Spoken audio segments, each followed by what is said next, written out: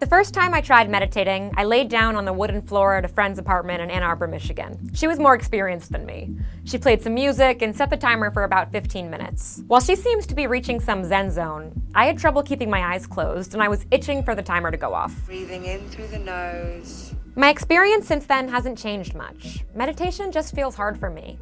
But I do work at Thrive, so I know that the science is abundantly clear that meditation is good for you. It improves focus, lowers stress, enhances compassion and creativity, so I'm recommitting to creating a practice that works for me. So just bringing the mind into the body. I've had some success using meditation apps like Headspace. Having a soothing voice guide me through each step of the breathing process is helpful, and I like that there are meditations for specific situations. And we're just going to gently scan downwards. There are also products like the Muse headband, which tracks your brain waves when you meditate.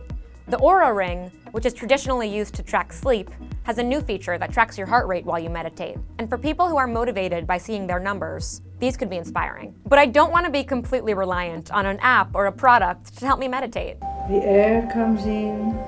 Luckily, Thrive has our own meditation expert, Agapi Stasinopoulos, who is willing to help me out. And allow yourself a moment of gratitude. Agapi leads weekly meditations in the office, so I started by joining one of those. Being a part of a meditation community feels helpful, but I did find myself looking around the room to see what others were doing. So Alex, right now, close your eyes.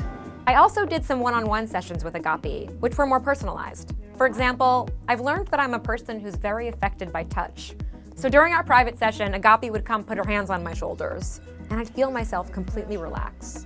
You're now feeling that you are completely at one with your breath.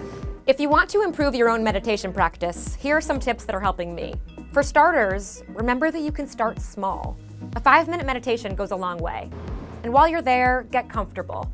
You don't need to sit with your back super straight or your legs folded, but you do need to be comfortable and distraction-free.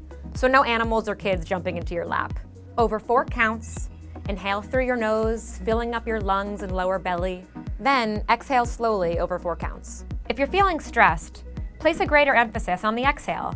Try inhaling for 4 counts and exhaling for 6. There's also some visualization exercises that Agapi tried with me that you can totally do on your own. Try thinking of a color that brings you joy. Once you have it in your mind, picture yourself sitting inside a balloon of that color. Breathe there for a moment and allow yourself to get lost in the hue. Or center your meditation around gratitude, which boosts our hope and our happiness. For me, meditating still feels like a challenge, but I recognize the need for it in my life and I already feel its benefits, so I'm going to keep it up.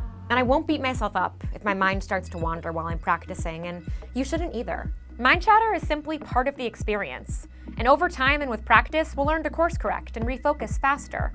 Plus, getting back on track is simple. All we need to do is bring it back to our breath.